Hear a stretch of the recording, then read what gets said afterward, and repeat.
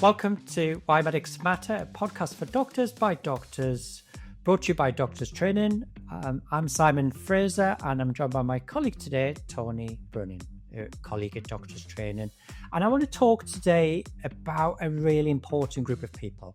I've been thinking about this since the last episode with Jo Saram, who was talking about leadership and medical education and different stuff. And we talked about leaders, and one of the things she mentioned was a Rubik's Cube. And that there are so many different layers. And actually, as an educator and supervisor, you're also a leader in medical education. And without educators, without supervisors, we wouldn't have training.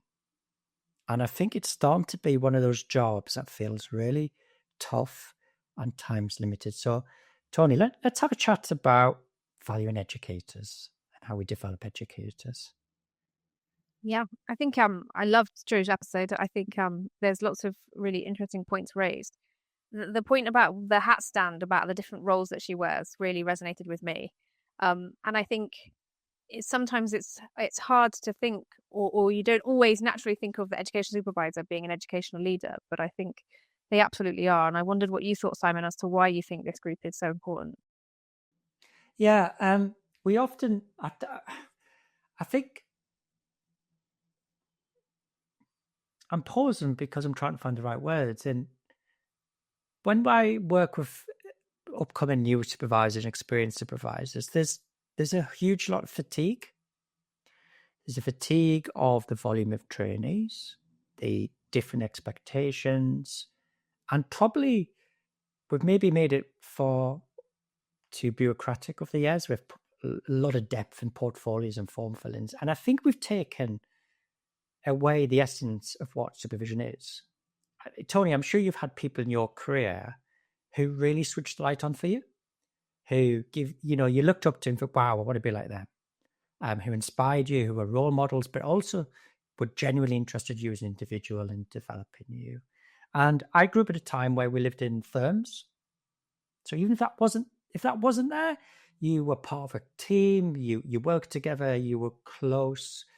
And we know with the working time directive and the challenges and increasing numbers, we've completely destabilized teams. A trainee, resident, or a SAS doctor may feel like they're just a number in a big machine and moved around. And for me, the most consistent relationship is between the educator, the supervisor, but I say educator, and the trainee. And actually, if we erode that any further, who's going to support the next generation? Yeah. And I think there's a risk of it becoming transactional, isn't it? If your educational supervisee relationship becomes, we need to get this assessment done and we need to fill in this form and we need to do this, and it becomes too transactional, the thing that you described there about that sense of belonging is lost. And I think we all know that as human beings, we function better when we feel that we're part of a bigger picture and we belong. And I think in medical education, the educator supervisor is the real linchpin for that. Absolutely. So you're an education supervisor at the moment, Toni? I am. I have a clinical fellow, a locally employed doctor, and a resident anaesthetist who I supervise. So yeah, I find it's really rewarding, and it's you never know what you're going to get in terms of, you see somebody's portfolio and it's full of assessments and they seem to be doing well, and then you meet them and they're sort of on the edge of burnout and they're sort of struggling. And equally, you see somebody whose portfolio is a bit sparse and you think, oh gosh, how am I going to help them get through that necessary administrative side of training? But when you actually work with them clinically, they're flying. And so you never really know where on that spectrum you're going to get. And so that's why it keeps it interesting and it keeps it a challenge. One of the things that comes up at the minute is managing the expectation gap in terms of different generations. I sort of challenge that a bit as an opportunity to learn a lot. I've got twin girls who are 21. That is different to how I was when I was 21. The world's completely different at 21. I'm curious in terms of what we can learn, but I actually see some really inspiring people coming through who haven't necessarily got cynical or worn down by the demands. And I've supervised foundation doctors for 15, 16 years. And I've seen people come through and now consulting colleagues, which has been amazing. How are we going to maintain the energy enthusiasm? I think we've got a new challenge. We talk a lot about training in education, yeah? Yeah. You know, when you come to work, that training education is one of the most annoying arguments because, I'm sorry, training versus service, yeah? And with service, it's training. You know, you're in a real life experiment, okay? Post COVID, we were taught a lot about training recovery. If you didn't have the same number of outpatients, you didn't have the number of operations. But I think there's still a legacy of training and recovery. If we think of some of our foundation doctors joining us in August, their entire 5 years of medical school has been completely interrupted. Expectations in life are different. So I think we've got training recovery. Yeah. But I think that the biggest challenge for the NHS at the minute is the service backlog, isn't it?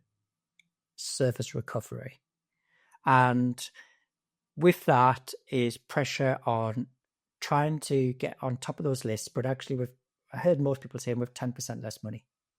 Do that, but with 10% less. And the rest. Whilst also looking after the generation come through who've had a very interrupted training things, and there were some gaps. And I think at the heart of it, I think we've got is training recovery, which is actually the trainers have been working really hard. How do we move forward from that?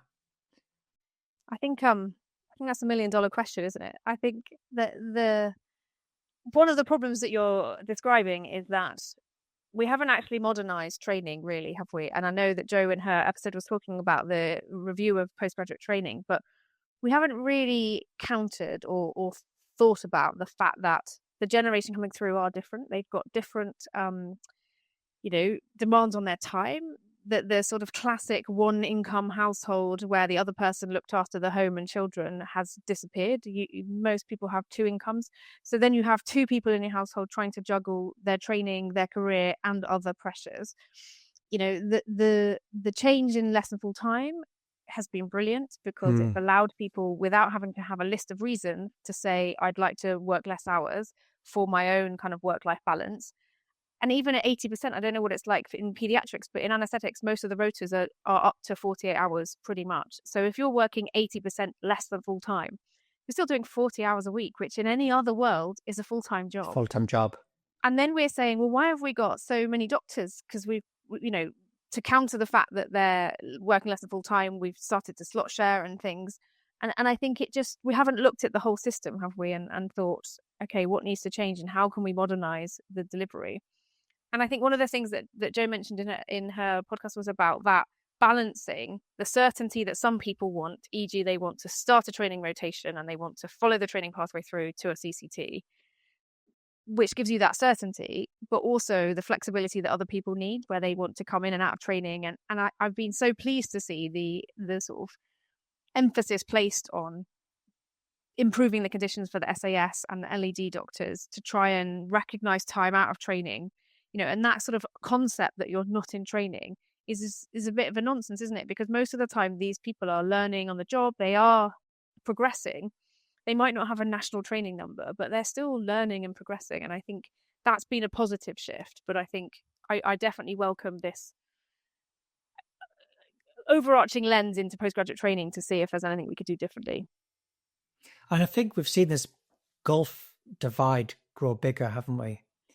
Between the word I hate, non-training. Yes. Trust doctor for work and a trainee. I check myself when I'm talking, because we will sometimes still refer to the people on the traditional pathway as trainees or residents.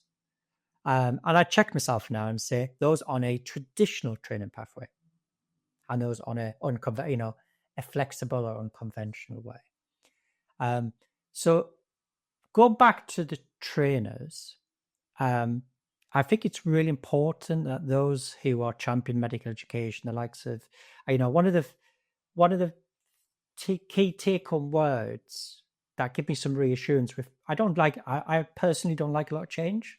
So this potential I change don't think just any could doctor create, does. no. And I think it feels a bit unnerving, but it was nice to hear people like Joe say, you know what, if any doctor wants to know what she does, because I've got your back.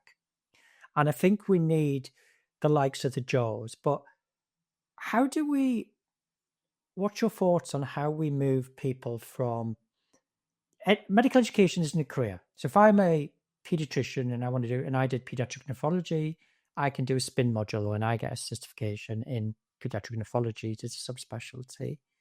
But medical education doesn't work like that. It's chance, flexibility. What were your thoughts about how we professionalize that? What does good look like?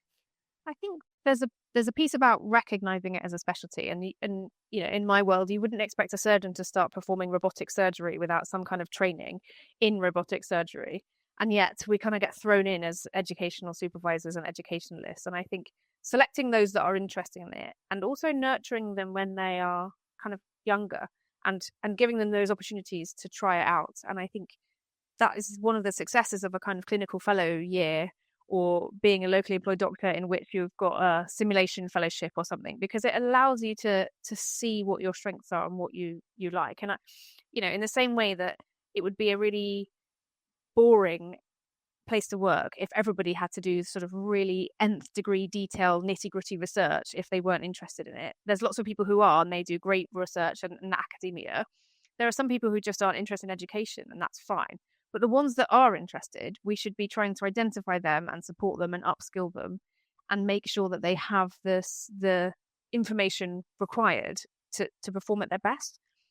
I think adding the sort of educational domains into part of appraisal is really important, but we still risk that becoming a tick box exercise. And I think running really high value courses for new supervisors to make them feel confident in the role, for education supervisors, but also, you know, that thing about that Joe mentioned about, you know, any discipline of medicine needs leadership. So you could be a clinical leader in anesthetics, for example, and also you can be a leader in education, and that is just as valid.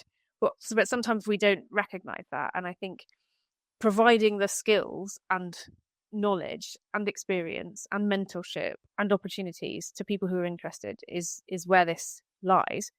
But recognizing that we're trying to do it with 20% less money and the resources aren't there. And, you know, if you've got a certain amount of money, do you prioritize clearing the elective backlog for operation waiting lists, or do you upskill your educators? It's a difficult one, but it's a short-sighted argument, isn't it? Because if you focus so much on the patient care, that's great, and in the next year or so all will be fine. But what happens when those educators and when those clinicians start to retire and leave the workforce if you haven't invested in that kind of, I want to say grassroots, but that real fundamental beginning level? You're going to create yourself problems downstream. Absolutely. So I chose my trust on the basis of the education I received as a registrar. I was extremely lucky to have two jobs to apply for at the same time. I was the only applicant for two consultant posts, one in Leeds and one in Bradford. And I chose Bradford because of the training. And I remember, and Bradford's not anywhere as shiny or glossy as Leeds and big teaching hospital. And I remember starting with one of the senior consultants who I took over his job and retired, said, remember one thing, Simon, he said, how we train people is our future workforce. You know, how we treat the medical students, how we treat our foundation doctors, how we treat the senior registrars, how we treat the nurses is your future workforce. It's your retention, and that is your patient safety. Without a motivated workforce, you can't deliver good patient care. And I think, going back to what you said, we've got into short-sighted pain management of, we've got waiting lists, we've got financial, and I feel really, I do a lot of coaching with senior educators, and they're really struggling to get people to think beyond that. And I think for everybody listening who's an education leader, if you're an education supervisor, if you're a clinical supervisor, if you're a tutor, TPD, we have not just look after the trainees, we've got to look after the program and make sure training's protected. So that's probably my final thought, really. Thank you for listening. Let me rant about something I'm really passionate about. I was going to ask you a question, if you would let me, which is, Okay. we know why you ended up in Bradford. What led you into medical education? How did that work out? Right, I've got a book up here when I get it. Here's one I prepared earlier. I keep it there as a reminder. So I've told anybody who's been in my workshops knows this story. I bought it. I don't read a lot. I do now, but I didn't at the time. And I bought a book in the airport, W.H. Smith's, Gone to Thailand 22 years ago by Robert Parsons. And there were 2 bits. It said, work out what you might be good at and try and get good at it. And I just done a GIC course in teaching. I thought, I quite like teaching. I think I might be okay. And I was really lucky when I came back. There was an opportunity to have a year out to do some e-learning when the European Working Time Directive came in. Because, they decided it wasn't okay to do night shift and couldn't do training the next day. And that really sparked off. And I think I met somebody recently in Belfast who was probably a similar stage of career. And I said, how'd you get into medical education? You've done a clinical fella. And I think if you know that's your spark, the thing that puts fire in your belly, do it and follow it. And as you know, I went back to the same beach about a year ago, and that's when I've committed full-time to medical education as my second stage of career. So yeah, thank you for asking that. And I don't have any royalties on the book, but I'm on commission. But it's an old book. It's one of the probably first self-help books. It's worth everybody having a look at. Thank you, Toni. I'll check it out. Thank